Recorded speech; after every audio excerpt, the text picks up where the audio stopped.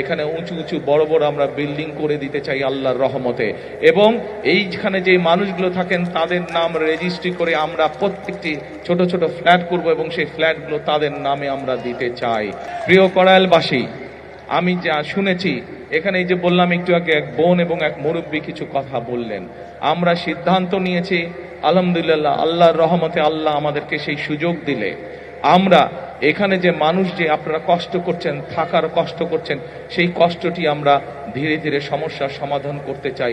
এখানে উঁচু উঁচু বড় বড় আমরা বিল্ডিং করে দিতে চাই আল্লাহর রহমতে, এবং এইখানে যে মানুষগুলো থাকেন তাদের নাম রেজিস্ট্রি করে আমরা প্রত্যেকটি ছোট ছোট ফ্ল্যাট করব এবং সেই ফ্ল্যাটগুলো তাদের নামে আমরা দিতে চাই। সানবিট সব দিবে সামাল।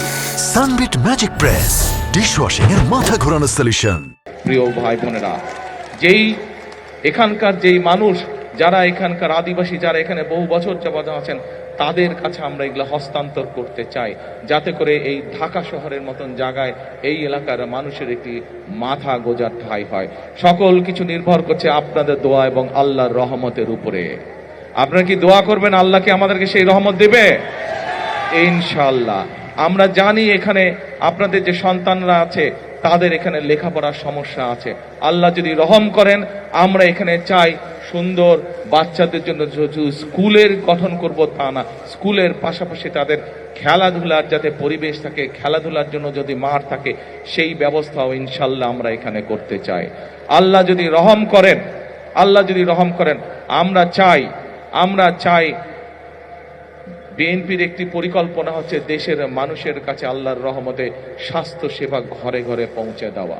আমরা চাই কড়াইলবাসী, আমরা যেই কাজগুলো একটু আগে আপনাদের সামনে তুলে ধরলাম, এই কাজগুলো আল্লাহর রহমতে যদি আমরা করতে পারি, ইনশাল্লাহ একই সাথে আপনাদের চিকিৎসা ক্ষেত্রে যাতে সমস্যা না হয়, আপনাদেরকে যাতে দূরে যেতে হাসপাতালে না হয়, আপনাদের এলাকার মধ্যে ক্লিনিক থাকবে, হাসপাতাল থাকবে, সবকিছু থাকবে।